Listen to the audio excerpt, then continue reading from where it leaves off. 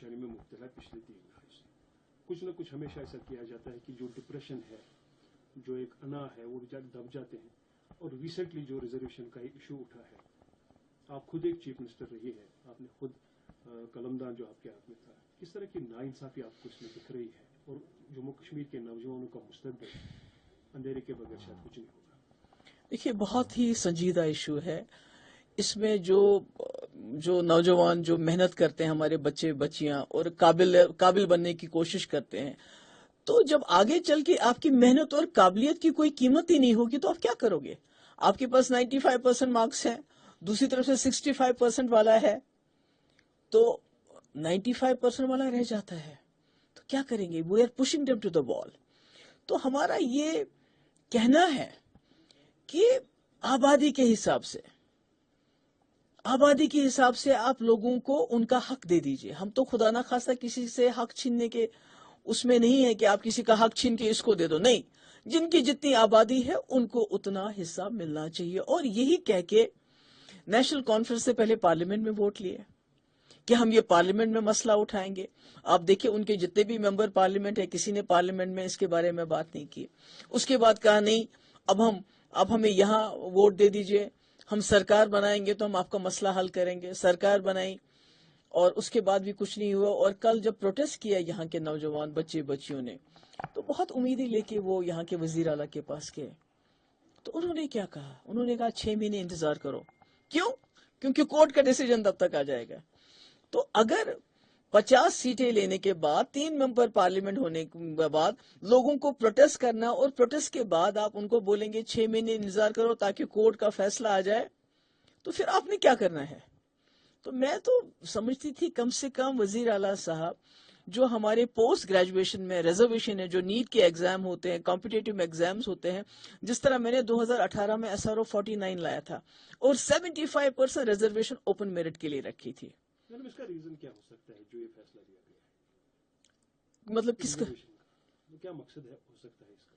نہیں، میں کہتی ہوں دیکھیے نا کہ آپ ایک بہت بڑی آبادی کو، 70% آبادی کو you are pushing them to the wall. آپ ان کو دیوار کے ساتھ لگا رہے ہیں، ان کی محنت، ان کی مشقت، ان کی قابلیت کو اگنور کر رہے ہیں، تو وہ کہاں جائیں گے؟ اور آپ نے صحیح کہا کہ یہاں 30 سال سے حالات خراب رہے ہیں. نوجوانوں کے پاس کوئی ایوینیوز نہیں ہے، پرائیویٹ جابز ہمارے پاس اویلیبل نہیں ہیں، سرکاری جابز ہیں، پوسٹ گریجویشن ہے، جو بھی ہے اس میں اگر آپ ان کو 70% کو 30% دیں گے تو اس میں کیا ہوگا ان کا؟ تو میں سمجھتی ہوں بہت ہی یہ سنجیدہ معاملہ ہے. اس میں وزیر اعلیٰ کو کورٹ کے فیصلے کا انتظار کیے بغیر، ایک تو میں چاہتی ہوں کہ وہ اس میں SRO 49 کو اسٹڈی کریں، وہ دیکھیں تاکہ جو پوسٹ گریجویشن میں ہے اس میں اوپن میرٹ والوں کو ابھی سے حصہ ملے. اور دوسرا یہ جو ریکروٹمنٹ ہو رہی ہے، دیکھیں 6 مہینے تک ہزاروں لوگوں کی ریکروٹمنٹ ہو جائے گی، جس میں ہمارے لوگوں کا جو یہ اوپن میرٹ کے لوگ ہیں ان کا حصہ جو ہے وہ بالکل نہ ہونے کے برابر ہے. تو پھر کیا فائدہ ہے؟ میڈم، اس کی جو نظر ثانی ہے وہ کون کرے گا؟ لوگ چیف منسٹر کے پاس جائیں یا گورنر کے پاس جائیں؟ نہیں، یہ تو دیکھیے نا، وزیر اعلیٰ کے ہاتھ میں سب کچھ، وزیر اعلیٰ کے ہاتھ میں سب کچھ ہے. جس کے پاس 50 MLA ہوں، میرے پاس تو 50 نہیں تھے، میرے پاس تو 28 تھے. میں تو BJP کے ساتھ سرکار بنا رہی تھی، پر اس کے بعد بھی میں نے جرت کی، میں نے اس وقت SRO 49 لایا اور 75% میں نے اوپن کیٹیگری کو دے دیا. تو آج عمر صاحب کے ہاتھ کس نے روکے ہوئے ہیں؟ لیکن وہ تو کہہ رہے ہیں کیونکہ یہاں بزنس رول کا ایشو ہے. نہیں، یہ تو دیکھیے نا، کہنے کو تو بہت کچھ کہہ سکتے ہیں، وہ کہہ سکتے ہیں. تو میں سمجھتی ہوں کہ اگر ایک وزیر اعلیٰ 50 ممبر ہونے کے باوجود، 3 ممبر پارلیمنٹ ہونے کے باوجود بھی مطلب لوگوں کو ریلیف نہیں دے سکتے ہیں، لوگوں کو ان کا حق نہیں دے سکتے ہیں، تو پھر کیا فائدہ ہے؟ Thank you. اضافہ کروں گا کیونکہ جب ریزرویشن پر ہمارا CM کچھ نہیں کر سکتا ہے، پھر اسٹیٹوٹ ہمارا کہاں بھی ہے؟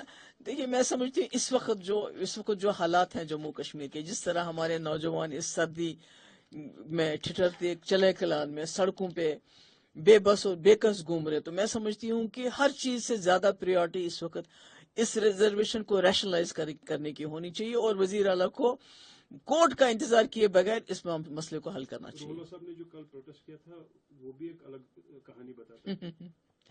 اب کیا بتائیں ہیں کہ اگر آپ کو پروٹیسٹ تو کوئی بھی کر سکتا ہے، تو اگر آپ کو پروٹیسٹ کرنے کے لیے پہلے ممبر آف پارلیمنٹ بنایا جائے، پھر آپ کی سرکار بنائی جائے، پھر آپ بولیں گے آپ میں پروٹیسٹ، تو پھر فائدہ کیا ہے سرکار بننے کا اور ممبر پارلیمنٹ بننے کا؟ میں سمجھتی ہوں کہ یہ سرکار کا کام پروٹیسٹ کا نہیں ہوتا ہے. ان کا کام ہوتا ہے ڈیسیجن لینے کا جو عمر صاحب کو لینا چاہیے. Thank you.